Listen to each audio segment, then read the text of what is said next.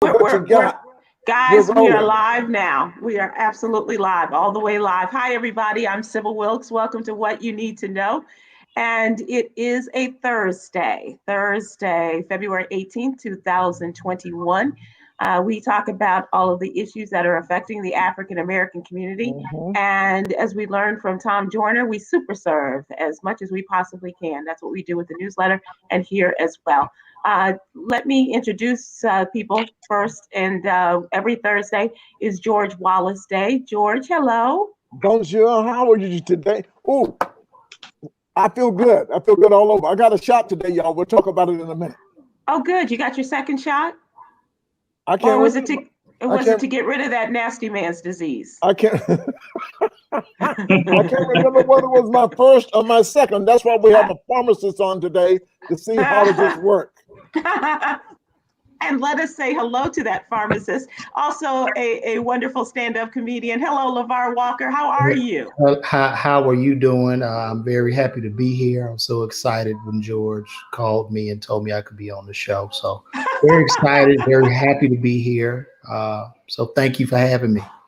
Thank you for coming on. And just so you know, George Wallace did say you were going on, but our executive producer, Yolanda Starks White, who knows a thing about comedians, has called you one of her favorites. So Oh, welcome wow. aboard. We absolutely appreciate that. Wow. And one of my new favorites is a young man with a plan. His name is Quentin Brown. And we had Quentin on last night. And welcome back, Quentin. And wanted to get an update on warmtheblock.com. Yes, how you doing today? How's everybody doing tonight? Pretty good, Mr. Quentin. Good. Quentin sounds like he's about ready to go, like he's about to do his stand-up. Like, how is everybody doing tonight? But we're talking about what's going on and the great things that you are doing. Lavar, I don't know if you saw last night's show, but definitely I want you to know this young man. Quentin is a young man who has taken it upon himself to help people in need. For those of you who don't know, I am here in Texas. This is where I live. And the state of Texas is on the front page for the horrific winter week that we have had, not only with the snow and the frozen ice and sleet and what have you, but also now that we have lost power in virtually the entire state, it is slowly coming back on. We have also been under water alerts and people are being asked to boil their water when they do have it.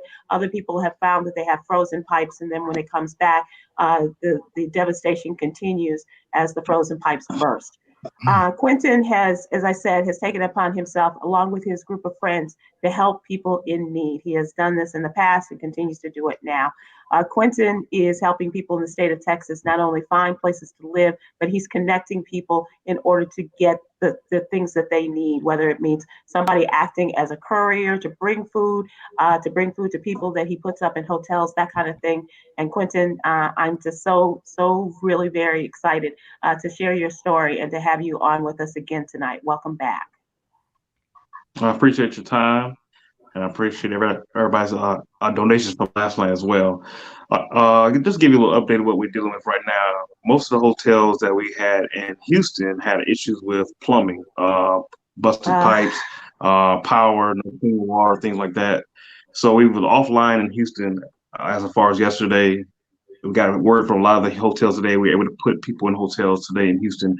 And then tomorrow we're going to be full-fledged with hotels there.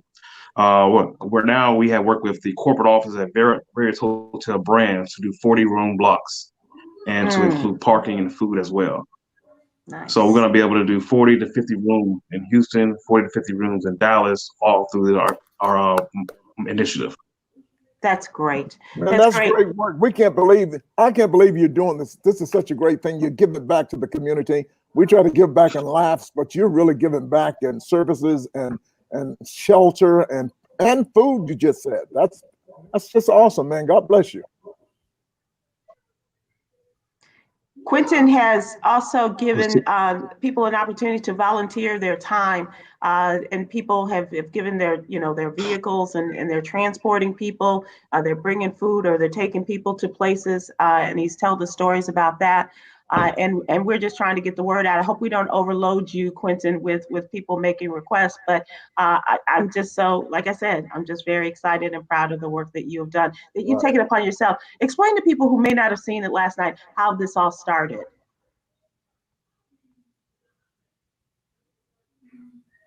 Quentin, we can't hear you. He's on mute. Yeah. I think we have audio issues here. There you go. There we go. Okay. Quentin. I think he's frozen. Yes. Okay, so now we can hear you. Would you tell us how this all got started for you during the hurricane in Florida? It started with Hurricane Irma. I noticed that the prices for the hotels were going up to extremely large amounts. They went from $550 upwards of $720 for a Courtyard or a Fairfield Inn, and I knew that was going to be a problem for a lot of people, especially if they had to seek refuge in the state of Georgia. They already had to drive anywhere from 6 to 8 hours just to get to Atlanta. I mean, I saw a lot of Jeeps with literally in Mercedes-Benz with tanks of gas just stored in their trunks or in the back seats.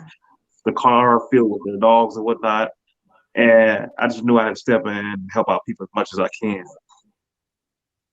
And so you took it upon yourself to put your credit card down and to block these rooms off and to get rooms for people who were coming from Florida to Atlanta.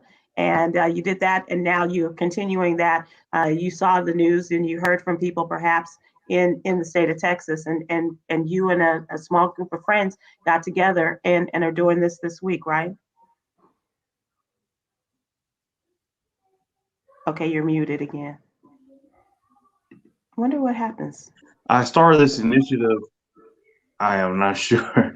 No, you're good. You're good. I started this initiative by, I started with just a post on Facebook saying, hey, I'm booking 10 rooms in Dallas. I'm booking 10 rooms in Houston. If anybody needs them, just contact me through a DM, that was a direct message.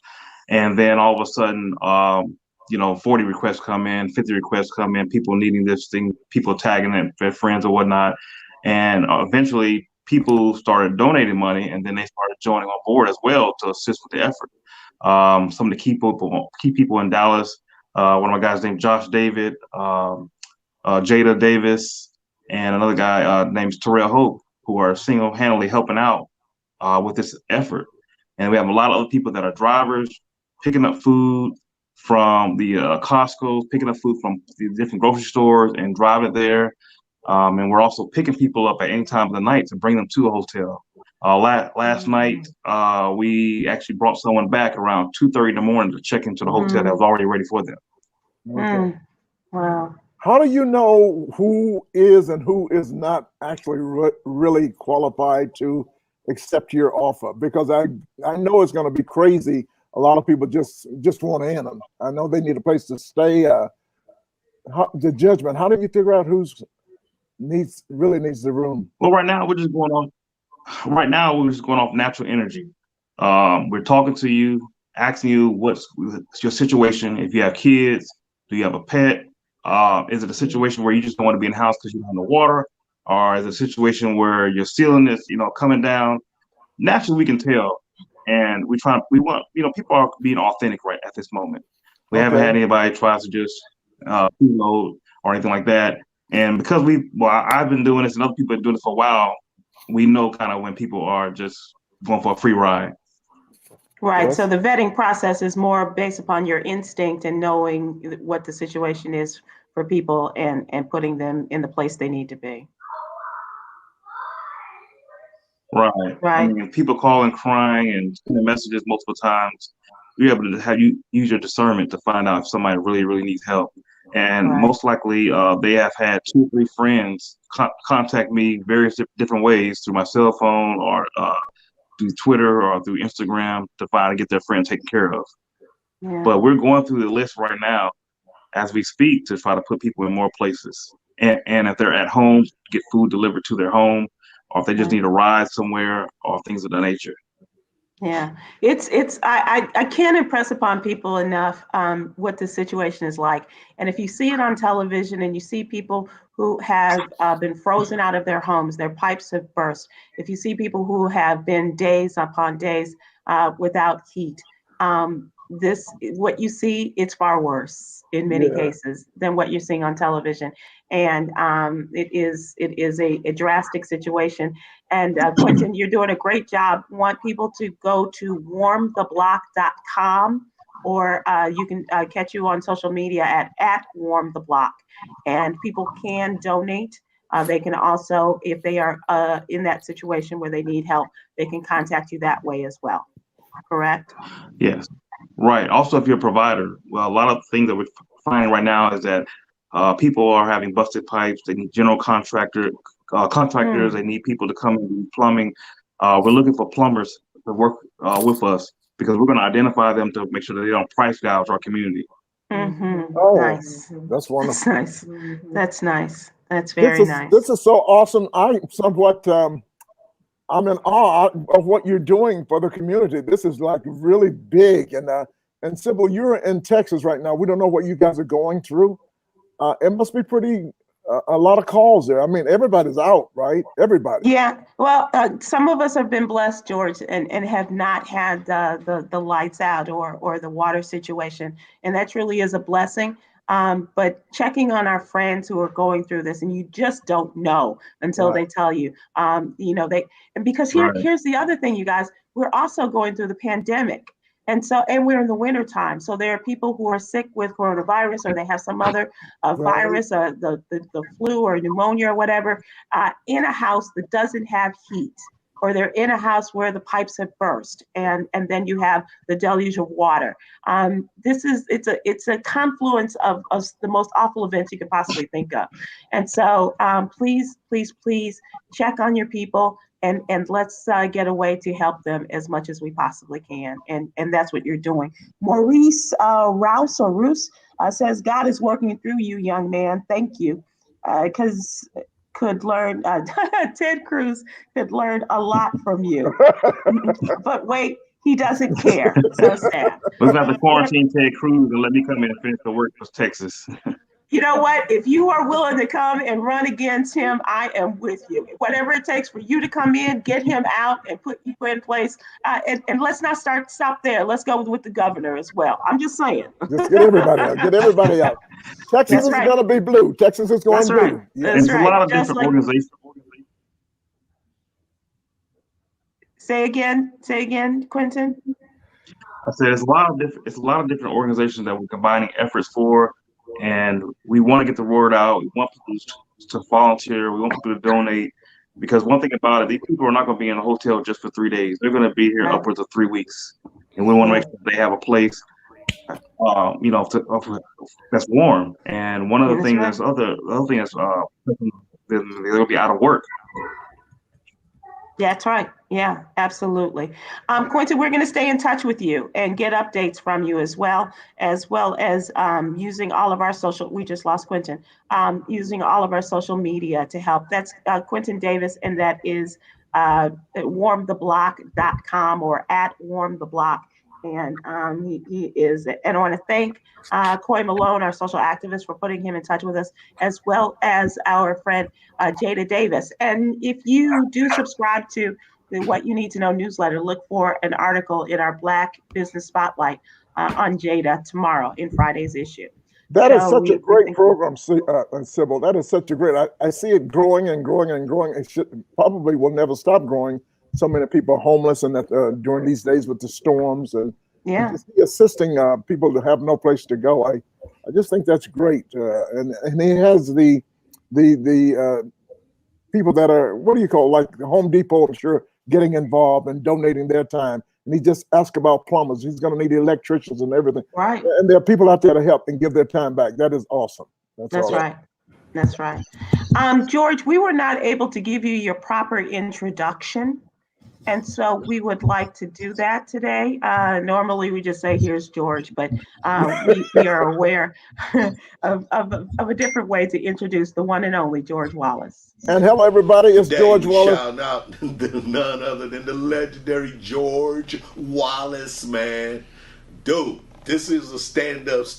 You don't get no doper than George Wallace on stage, ripping the stage, got jokes for days. And again, he's one of these guys that, again, as a young stand-up, you saw him on all these talk shows back in the day. He was always funny. He was always dynamic. He was always witty and ahead of the time. And so, you know, the thing about him is that it's not a moment where George Wallace is not ready to give you something to laugh about. That's what I feel.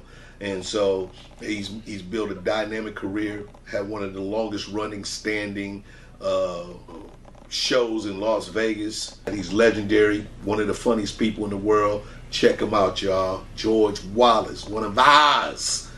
Go get a legend some love. Whoa, I didn't know you was gonna do that, Sybil. That's nice. No, you knew she was gonna do that. You probably told her to do it. I'm sure you told her to do that. And listen, ladies and gentlemen, Don't you start. Guest tonight, we got a young comedian just starting out in the business, maybe 10, 15 years. He's trying to learn how to do comedy. As you can see, he's testing his mic out while he's on a national show. He doesn't have sense enough to know. I told him this is professional, Sybil, and he has to listen to me. You're on a professional show now. You're with Sybil Wilkes. We've done radio for probably 40, 50 years combined, and now you're on with people. You got an audience here that never heard of you, but I got to be honest, they will hear of you because you really are funny. I just got to tell you that. That's why I'm very impressed to be here with Sybil, not you. Okay, let's just get that out in the clear. All right, Sybil is the professional. Everybody Sybil that's listening, you see what I have to go through. This is the only person, Sybil, I have ever met in my life. He introduced me on stage. I'd never seen him in my life. And after the show, we went outside and we talked in the parking lot for 3 hours. The only person that ever insulted me within 1 hour, he looked at me and said, "Mr. Wallace, you did a great show, but I just got one question for you. How long does it take you to screw in your teeth?" He said that the first... I don't even know who the hell this guy is. And not only would he do that, Sybil, we talk about everything, and every 15 minutes he says, "Mr. Wallace, can you answer me? How long does it take you to screw in your teeth?" Right now, thank God George has good Wi-Fi. That's why they look so white. Now, if the bars change, the teeth will get dim. These are newer teeth. The first one I had were a little larger, but I'll tell you what. And he got to get them shaved. Yeah, they had to file them. You're like, what are you talking about? What are you talking about, me? Your mama. You punk your mama. Yeah, they were with your punk ass. But I'll tell you what, he is so funny. I don't even know how to do it. But you know me, I've been in the business for a long time. I could always come back, and I had to tell him at the end of the evening, you know what? If you were half as funny on the stage as you are here in the parking lot, you might be somebody. Uh-huh. Just me. And then he'll tell you about it. Then all of a sudden we went to Black something up in Massachusetts. What was that called up there? We went to Martha's Vineyard. It was the Black Film Festival, right? Yeah, the Black Film Festival. And that's in the summertime. The summertime up there at Martha's Vineyard, right? Yep. Well, all the bougie Black people come. Right. All the rich and bougie Blacks. Sybil, have you ever been there? I've been amongst the bougie Blacks, yeah. They were all rich. They were all rich and bougie. It was terrific. It was one of the greatest shows I've ever seen. It was anything like that. So many blacks were doing amazing. Obama was there. Everybody you can think of. Yeah, they was there. Obama was there. The richest Black people that I didn't even know that many Black people in America was. That's who goes there. Matter of fact, that's why most Black people don't know. It's kind of like the Jack and Jill Club. Yeah, that's what it's like. The East Coast, yeah. No, they come from all over the world. But I'm saying where it's located is like the Jack and Jill of America meeting for adults. Well, it's funny because it's for Black people, but it's located in an area where there's nothing but white. It's in Massachusetts. You got to get on a plane and Martha's get on a Vineyard, boat. yeah. Yeah, You got to take the ferry and all of that stuff and for us to get back on a boat to go that place is, and they only let us come 1 week out of the month. The no black people allowed in Massachusetts. Well, you know what? I want to give a shout out to our friend Damon Williams, who does the comedy up there in the summertime. Yeah. And it's for Damon Williams. That's why we go there. And Good man. and Lavar, is he our home? Are you our homeboy? You're from Chicago?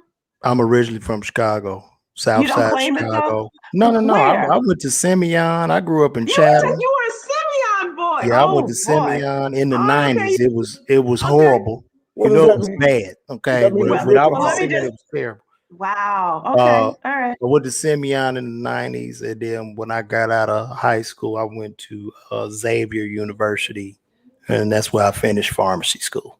And tell people that we call George Dr. Wallace, but you really are a doctor. Yes, I really, yeah, mine is He's real. not a real doctor. He's a drug As dealer. you can see it. You guys can see it in the back. Yeah, you can see it You up got there. the degrees to prove it. Yes, I Hey, do. hey, Sybil, you notice they were at his house and not at his office. He got a doctor in being a fool. Right. That's what his doctorate is. What your parents say, Yeah. he's an educated fool. That's all he is. That's an what he educated is. fool. Yeah. Matter That's of fact, right. we came up with a T-shirt like that, didn't we, Lamar? Educated fool or something like We that. did. Yeah. Yeah. You can't be talking to everybody while you're doing I'm our show. sorry. It's my wife. Okay, I don't it's give my a wife. damn who it is. You on TV with Oh, she Yeah. looking. That's George Wallace. that Put said on, that, put man. on, I put didn't on. say it. You better watch it. Hey, Sybil, You he's better scared- watch it. he's Hey, scared of his she a wife. firecracker. She from Louisiana. She don't play now. I'm Yeah. telling you. So everybody needs to know. Tell us, you are a legal pharmacist, and That's right. you prescribe medicine every day. And I'm sure you get some funny people in there, especially now during the pandemic. Do you give out the injections also, sir? Yes, I do. I give shots. I do flu shots, pneumonia shots, Do you tetanus have shots. Do you have the COVID vaccine yet? Yeah, I've gotten mine. I mean, they're just rolling them out right now to like nursing homes, facilities like Delta, FedEx, trying to get them all to the frontline workers. And then this week they should be rolling out to the public. Probably Monday. You'd probably be able to go to most stores and get this shot. That's so good. So LeVar, you've had your first round. I've had both. I'm finished. I'm complete. Oh. And Yeah. so you and George are complete. George, you Yeah. I remember got my that you had second the shot first today. one? I got my Okay. second shot today, and it was. You know what? I want to encourage all of African American people that have a little doubt in their head. Go ahead and get this vaccine, because you don't want to be. I know somebody already said they didn't want to get it, and now they're sick. You don't want to be like, just get it, no matter what. I'm taking a chance on science. I'm sticking with. I almost said Dr. Fauci because I don't like him, but I'm sticking with him on his plans. You know why I don't like him, LeVar, Sybil? Because he knew at this time a year ago, he knew exactly what was happening, and he should have stood up against Trump and told the truth. How do you lower your integrity and not tell the truth? Same thing with that lady named Dr. Burke. She said Trump was holding up charts that she'd never seen before. Right, and then when they did the thing about take the Clorox, why couldn't they just stand up and just go, no, that is not true? They should have said that right then. That is not true. Don't be all happy now because you're working with Mr. Biden. He should have said that before. So a lot of people died because of that, because he could have stood up and told the truth also. And that's my little. And so you bring up a good point, and this is something I'm sure, LeVar, you have had to deal with in your life in terms of the integrity of your profession and telling the people the truth. Did you have that same sense that George did when Dr. Fauci was talking about this a year ago?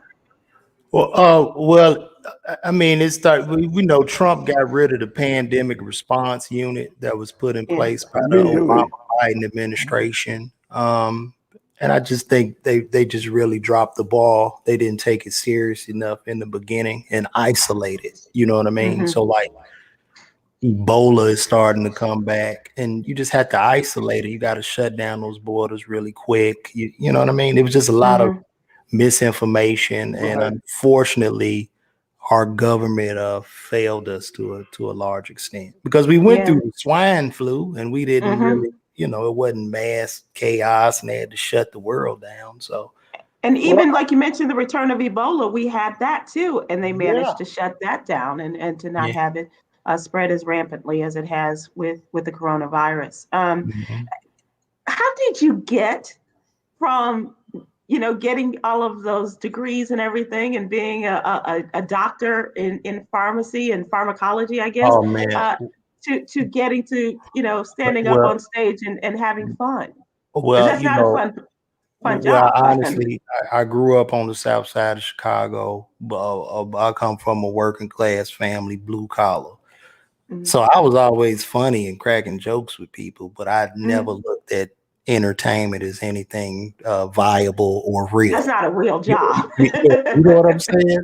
So it always, people in grammar school say, man, you're going to be a comedian. You funny. And people always tell me I was funny. And I actually attempted comedy my first year in college. I came back home to Chicago. I was like 19. I went up to All Jokes Aside Okay. in Oh, Chicago, and they booed me. And I was like, this is not for me. And I didn't return to comedy until I was like in my last year of pharmacy school. So mm. Isn't that amazing that you got booed then and you're still getting booed and then you no, still I don't get. Hey, you better watch it. I don't get booed now, buddy. Okay. Ladies and gentlemen, them this is days, LaVar them days are Walker. long over. Those are long LaVar ago. Walker, one of the guys that I see coming up in the next few years. I think everybody will know. So you need to know he's a pharmacist, he's a drug dealer, he's a pusher, but you need to know he is absolutely flat out funny. And that's Yeah, what I want. and I want to everybody say watching that. this, y'all could watch me and George because I've got a YouTube clip of us, me and you, when we were roasting each other at No. Yeah. Oh, I Yeah, I wish got a we had YouTube that. clip up. Oh, We'll yeah, bring you back. nice. We'll bring you back on so you could do that because it was pretty bad. So, but we went. We went to the Black Festival in Massachusetts where the blacks and they put us Sybil. They put us up way out in the woods. I'm talking like what do you call those horror flicks? And Yeah, Yeah. Amityville horror-like places. No, it was Yeah. worse than that. There was no lights. It was in the country, and I couldn't take it. He'll tell you what I did. All the comedians were in one house. He'll tell you what I did. And tell him what I did, son. He came downstairs with his shirt and no bottoms on, and we all got startled. And I said, Mr. Wallace, do you know that you don't have your bottoms on? And he said, what? He just looked at me. And it was awkward. Like all of us got quiet because we didn't know if he was like going through dementia, having some type of mental breakdown. And then it was at that point Damon Williams threw him a large towel, and he wrapped the towel around him, fortunately, and then he left that day with the towel around him. He thought the towel was his pants. So this was like yeah, he just walked out the house with the towel, but he had a shirt and towel, like what he got on right now. That's what he had on, but he didn't have bottoms on, and we just didn't know what to do. And then somebody came to pick him up, and he went and got him a hotel, his rich hotel. He just left. Of course. Yeah. Tell him what kind of house you were in, and he told me all the comedians. It looked like a slave house. It looked like a slave house. It looked like where Kunta Kinte and Kizzy was living on Roots. That's exactly what this place looked like. So Sybil, I showed up and I was there, and then he walked on. I went, oh my God, this guy's here. I'm out. And sure enough, I think I stayed there like 6 hours, and I was gone. And you dropped trowel and left. Gone. And I didn't even know. I wasn't trying to be sedity or anything like that. He was definitely trying to be bougie. You stop this. But what did you tell me? What did you tell me when you saw me the next night? I told you if I had the money, I'd have left there too. That's exactly what I said. I said I'd have got the hell out of here too. I was surprised when he said that. He said, if I had the money, I'd get the hell out of here too. Because it was like I think Myra J said the same thing. She stayed at that house too. And I don't think they locked the doors. So I'm thinking anybody could come in here and kill us. No, they don't lock the doors. They haven't had no murders out there. It was a good time to start, though. They come in the house and would kill us all. That's true. Yeah, That's and true. we were the only black people in that It's so dark I couldn't even see me. That's how dark it was. Really I think, pretty all the, dark. I think all the white people might leave the island. They probably They do. They do. For that 2-3 weeks. LaVar, let me ask you this. I was told to ask you, if T.I. were describing this situation, how would he describe it? Well, did this here. First of all, there was certain atrocities and things of that nature which caused us to colossalize, and not only to colossalize those things, but we had to begin to transgress and see certain transitions and things of that nature, which caused us to begin to indubitably believe in ourselves. You did that. You did that. Now I'm from Georgia, so I understood everything he was saying.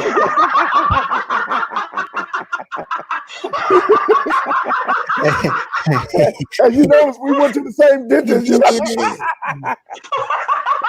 It depends on what you believe in, Mr. Wallace. It all depends. Listen, he had me so when he was speaking in court and everything going, this guy's smarter than I think he is, or do I not know what he's saying? And, but he jumped on my ass. He jumped on me. Said, well, he came to Las Vegas and he jumped on. He said, I know you got on because I was talking about anybody stupid enough, you're already under the courts and you driving around Hollywood with a gun. Yeah, totally ignorant. And that's what I said, totally ignorant. And he and his wife, they jumped on my ass when he said, but I love you though, I still love you. So he can take a joke. He can take a joke. I thoroughly appreciate that, Mr. Wallace. yeah, we think you did a great job too when we had the what was it? What the riots here in Atlanta, the semi-riots here in Atlanta, when you went up and spoke with Killer Mike and the mayor. You did a good job, T.I. Are you going to continue with the character? Or do you know how to do keep going on with the kid? You really don't know how to do. No, I'm not going to keep going on with the kid. Hey, let me tell you something, Mr. Wallace. You not about to get on my ass. Hey.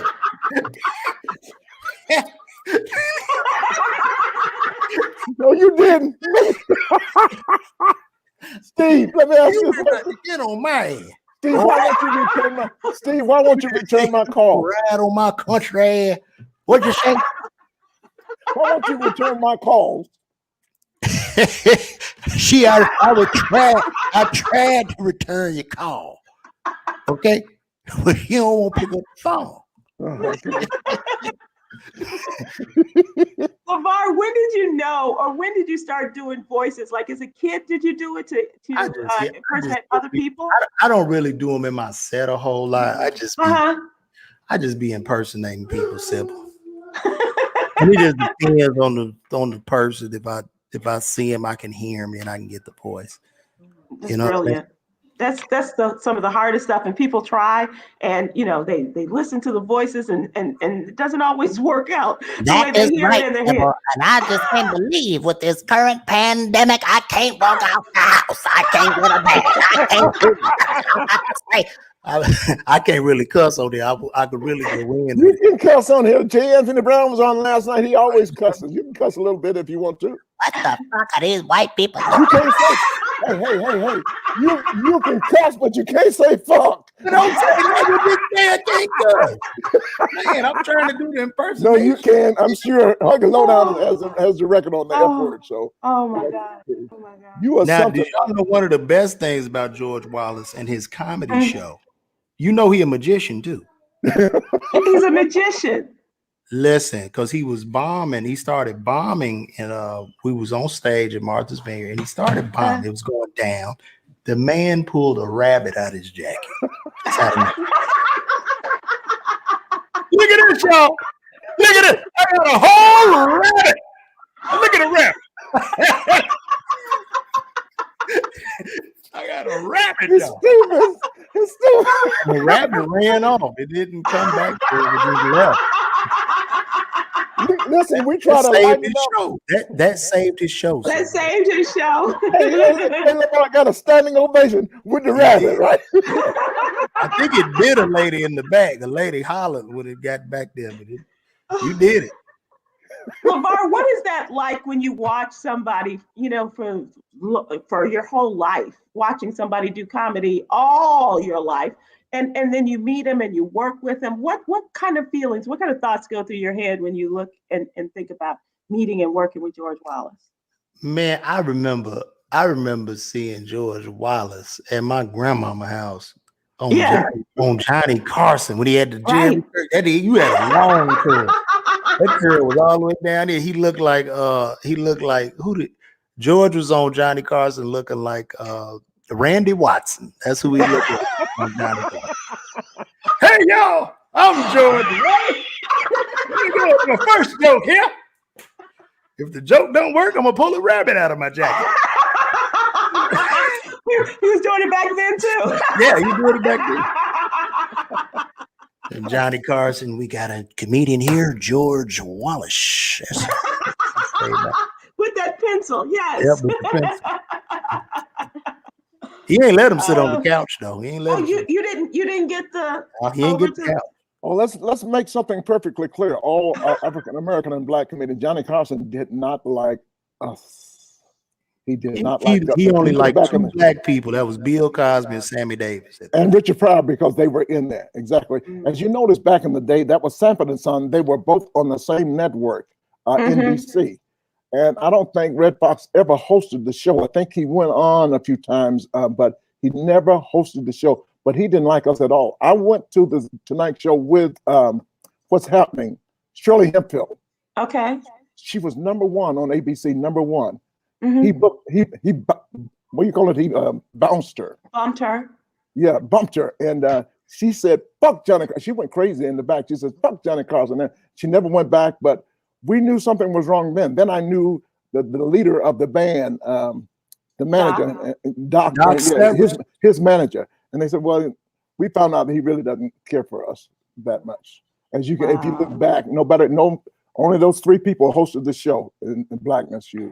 Maybe a few others, but the very seldom you went over to the couch if you were not already a superstar. Right. You were not, Senator Junior. That's an interesting thing to bring up, George, and especially in terms of giving it from your perspective and one of the leading Black comedians for these many years and talking and telling us the truth about that. Yeah, if you look back, you're gonna go, oh yeah, why didn't they bring up more Black comedians on the show? Franklin, how many times did Franklin Ajayi do the show? I don't remember him being on the couch. And J. Anthony Brown tells a great story about how he wrote for years to get them to come and see his act and to audition to be on the show and never got a response. But you would probably say you could understand why, but it's just it's one of those things where you just wonder about how those things were handled, and it's not a surprise, but it's very disappointing. Systemic racism. As you look back, sometimes I look back at I was talking yesterday to somebody about not the Jeffersons, Jimmy J.J. Walker. What's the name of that show? Good Times. Good Times. Systemic racism. Every time they made a show for us, why did they have to live in such a dirty house? Why? That's how white people look. Good Times that house wasn't dirty. The walls were dirty. The pots were. It was tight. Yes, it was. If you look at it. Well, what about the Jeffersons? Well, the Jefferson was the first show to move on up, but you didn't see any other Black people living in that building. That's how white people looked at us. You had one Black person that lived upstairs. Well, it was Helen. It was Helen, yeah. But let's show how all of those producers looked at us back in the day. So, George, let me ask you this. Have you had that conversation with your friend Norman Lear? Not yet, but... yeah, because you're supposed to be working with him. I am working with him, and right now I'm getting paid. I ain't asking us to like that. Come on, George. It was a different time. Come on. Hey. It was a different time, George. What about Sybil? That's my partner. We got to make this team. I ain't got long. And, don't cough around and don't cough. I got about 2 more. He's 98 years old, so I got to be as nice as I can. You got to make that sunshine. Because when we're going to do a deal, Norman Lear just flat out ask him, we got a deal? And when he shows up, everybody, not just the segment producer, anything, the president of Sony, they all come down. Of course. They all listen to him because he's just got a history of, and for him to want to work with me, I wanted to bring back Sanford and Son. He said, no, we can't do Sanford and Son. You're going to do you. Because I had worked with him originally. He had a show called 804 Houses Street. Me, Jennifer Lewis, the next door neighbors to the All in the To the Family. bunkers. Yeah, and I chose my own show to go with CBS. It was called Tall Hopes. I want to remember bring this that. show back. I want to bring the show back because Terrence Howard was my son, and Anna Marie Horsford was my wife. So Which is funny. Yeah. Just Wait, that. wait. Hold on. How you get Terrence Howard from you and Anna Marie Horsford? That's why I want to bring the show back because Netflix is doing shows like cheated only on 6 you. episodes. If Terrence Howard was your son, and that she definitely cheated on you in that show. And so we had another little young son who was very, very articulate and pronounces all of his T's and everything like that. And I think it would be a nice show to bring back, like on Netflix. Only 6 episodes. There's a lot of people that done shows that didn't make it, and I said, you know what, this would be a good show to bring back and let people enjoy it. And Anna Marie Horsford, we're still here. So we're still around people like that. When Terrence Howard you're played, not going to explain that Terrence Howard being your son with Anna Marie Horsford. And stuff like that, and Terrence Howard, he owes me $500, and he's gonna pay me my money. Who? Terrence Howard. When he played your son, how did he call you? That was he like, Daddy man, Daddy man, hey man, Daddy man, I need help, Daddy. Man. I don't know why. You're crazy. You're crazy. Let me ask you guys. My producer is saying we got to talk about why we're here, and that is to talk a little bit of news. Of news. Are you kidding me? It's 7:40. We didn't do anything. It's 7:42. Yes. You have to come back. Can you come back, Lavar? George, can you humor me to let me do this for a second? Then let Sybil do her job. Okay, thanks. Well, what I was talking about. A couple of things I do want to bring up. First of all, for decades upon decades, Black farmers have been disenfranchised. This has been a situation in which they have had their land taken away. They have had massive debts amount without getting any help from the USDA, the U.S. Department of Agriculture. And this has been and you're talking about inequalities. This has been one systemic racism that has been rampant throughout the Agriculture Department. And year after year after year, you hear stories about settlements with the farmers and the USDA at billions of dollars, right? And still the Black farmers have not gotten their just due. Well, 2 of our Black senators, 2 Black Democratic senators, men who are Cory Booker and, of course, the newly elected Raphael Warnock, have presented 2 historic bills. One is called the Justice for Black Farmers Act, and the $5 billion Emergency Relief for Farmers of Color Act. And this is to address the greatest challenges, including debt, access to credit, acquiring and holding on to land. I just want people to keep this in mind and to really salute the efforts of John Boyd. He is the head of the Farmers Union, Black Farmers Organization, and he's been fighting for years. He was on the Joyner Show with us and talked about this. And we have to keep a light on what is going on, and especially. Now, dig this. The man who has been nominated by Biden to be the Department of Agriculture Secretary is Tom Vilsack.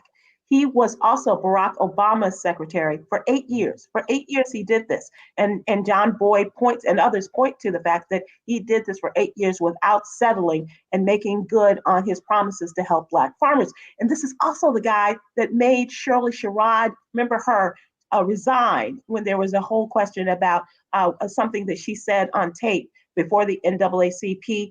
It was Breitbart that sent this recording out. They had altered it and it was not correct.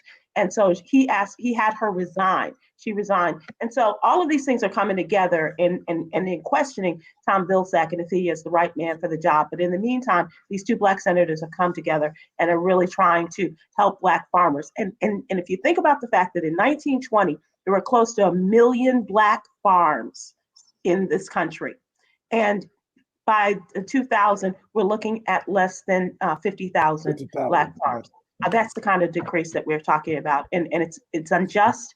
And it's something that we need to keep an eye on because a lot of young people are trying to change that and own in their family. They've lost their family farms, but trying to start their own farms. And so I think the secretary now knows what he needs to do. It's kind of like making this different decision.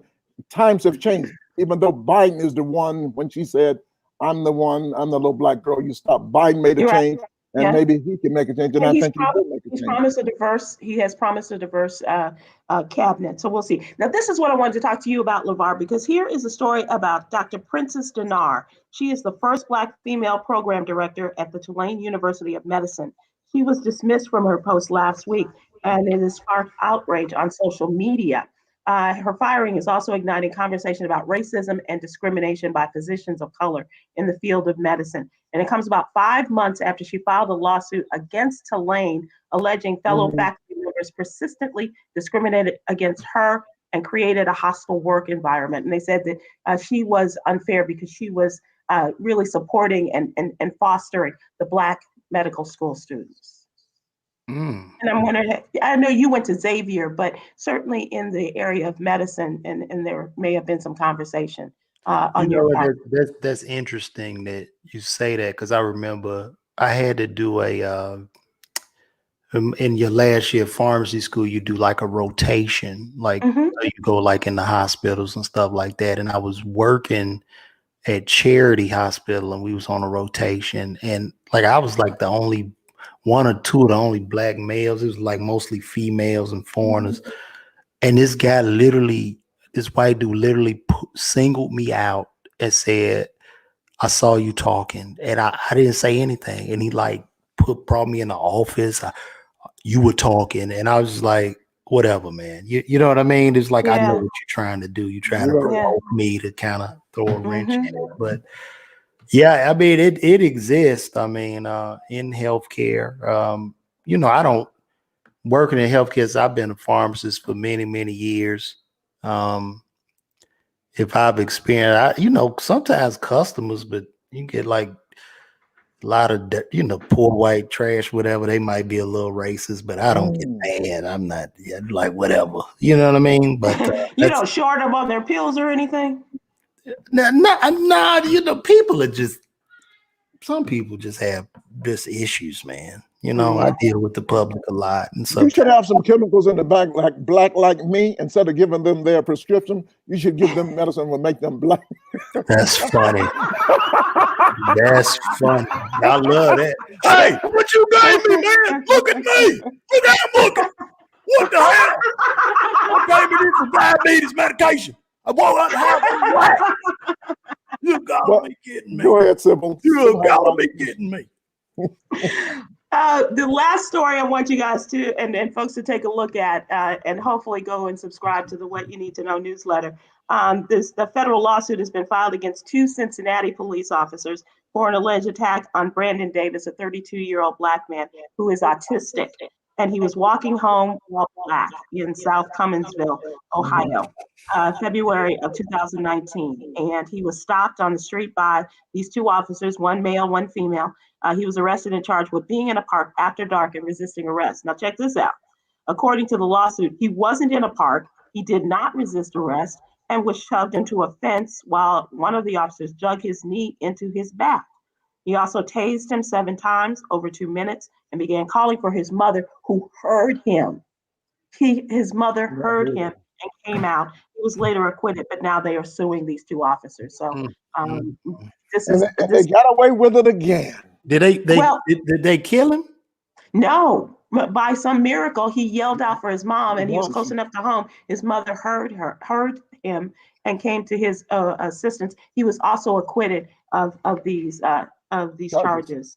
Yeah, and the officers were never disciplined, and they cite in the lawsuit that 70% of the Cincinnati Police Department's arrests are of Black people. 70%. And so this is from our. That's in the news today. Something about so many Proud Boys and racist police officers are in our forces, and that's the problem with America. They still want to hold us down. Most of them hate us, which is horrible, and that's why I think we're going to see some new practices coming up with this administration. Well, let's hope, George, because in their investigations about the insurrection, they're finding the connection between the police and members of the Proud Boys, like you said, and the Oath Keepers and things like that. So let us hope that they are able to. Guys, before I let you go, I do want to talk about our daily inspiration. and that's Yogi's Jewels. And so it asks for you to close your mouth and open your ears, your heart, and your mind. And that, or as Chris Paul and Huggy Lowdown say, Yogi's Jewels. You know, we do that every day. Jewels, yes. And before you and- leave, I want to tell Lavar, I'm on him. He's, as you can see, he's one of the funniest people in the world, right? He needs to learn from me. I was vice president of the world's largest outdoor advertising agency, making a lot of money back in the 70s. I want his ass out of the pharmacy, Sybil. I want him to take that giant step. And it's coming. Listen, I'm on a big show. I got a big show coming out with the great Amy Schumer. Amy Schumer. I'll be on the show with Amy Schumer. It's going to be. Is it a comedy? Is it one of her comedy specials? It's going to be terrific. No, it's not a comedy special. It's an actual show. It's a scripted series. I'm in six out of the 10 episodes, I believe. Nice. And okay, that's cool. Congratulations. This is going to be. That is awesome. So I hope you're able to walk out of that pharmacy and come down, bring yourself down. Who the hell you think you are, up a little over other people because you back there in that pharmacy? Well, no, dude, that's the pharmacies in the 70s, George. Right, have you been to a pharmacy in 2021? We are high level now. Right there. I am in my 70s. Back in the 1970s, the pharmacists. Well, wherever you are, come out of that store. Take that little white apron off and go. I am, man. Okay. I'm out. I'm just going to stay on him until he's like the man. Okay, please do. Yeah. Well, we wish. And do you have a title, a working title of that show yet, or do we just look for the next Amy Schumer project starring Lavar Walker? Yeah, it'll be called Life and Beth. Why are you looking over to the side? No, I was looking because I changed the name. I was looking at. I got scripts here, brother. I was looking at my scripts. Okay. Because I want you to be the man. Because I'm going to retire. I'm going to become Kevin Hart's personal shopper, and I want you to take my. Whoa, you coughing, buddy? Wait a minute. No, be careful, George. You just had your second shot. Hold on, I ain't trying to catch nothing. That's a cough from laughter. That's a cough from laughter. Laughter. Yeah, that's what they all say. I don't know whether we ever talked about it or not, but if somebody steal from me, I already fired my assistant yesterday because they were working overtime. He wanted to order a pizza. I told him it was okay, but he put pepperoni and sausage on it. I just ordered. I okayed a cheese pizza, not all the $10. In any case, I don't even know what I'm talking about. You got me crazy here today. But thank you for being on, and Yogi, thank you for your jewels. Now let me tell you about my jewels. No. We've all seen you take your pants off, George. That's enough. When he said that story, I'm going to go. I hope Sybil doesn't bring that up because I'm known for dropping my pants. Around the world, Lavar, South Africa, Martha's Vineyard, you name it. George has done that. Yeah. But when I drop my pants, I always have that rabbit. Always got the rabbit. But the rabbit dies, George. The rabbit dies.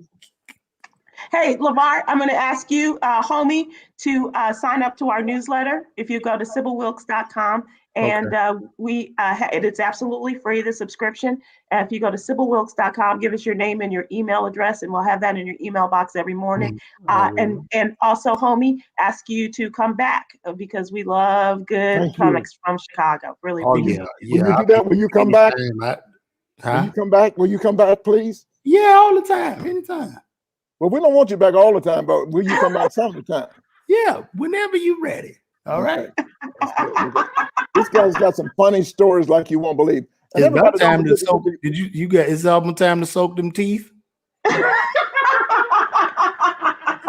It's almost time now. Hey guys, I think this is what you were trying to do, George. Yes, the Bull Twit is in its second printing, and the copies came in today, Bull Twit and whatnot. And then you need to get a copy of that and try to peek from your eye. And next week we'll get more into the book. Hey guys, while y'all looking at that, y'all can buy my hat. This is the new official Lavar Walker snapback hat, green underbill, snapback with the LW. It's like LA, but You know, green under the bib went out like 10 years ago. It's red now. No, It's red now, this okay? is fly, okay? And LaVar, can we follow you, W- LaVar? Yeah, please LaVar? follow me, Lavar Walker. You can cash at me right there, Lavar Walker. and put your hat up again. Let me see that. What's that hat again? Let me see that hat one more time. That is the LW. Let me take you see how We're all W's here. We're all LW, yeah. Look at me. There you go, just bragging. That LW, I don't want to be like Jonathan Brown, but it stands for Little Weenie. Ladies and gentlemen, I'm George Wallace. Wow. Okay, George. He did me earlier. You're right. Hey, you guys, thanks so much. We appreciate you. Everybody, please be careful. Please reach out and check on your folks who are affected by these storms. It could be not only Texas, but it is in other places as well. Please be careful. And don't be like Ted Cruz. And don't be like Ted Cruz or the governor, Walker. Yeah, so we appreciate Governor Abbott. Yeah. Yeah, so thank you so much, LaVar. Great to have you on, and you're welcome anytime.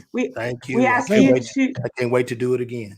I can't stand him. It'll be in the winter because it's gonna be a cold day for your ass come back. You can believe that. No, see, that's how you gonna do me. See. Before we go, we'd like you to take a look at this and please pay attention to what is going on in the African American community and help us in search of an answer regarding Alzheimer's.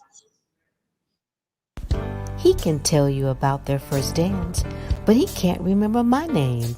I'm his daughter. Half of all black families are impacted by Alzheimer's, but we don't know why. At HSC, we are investing in a new research study to find solutions for your family. To join the research study, visit blackalzbrainstudy.com or call 817-735-2963.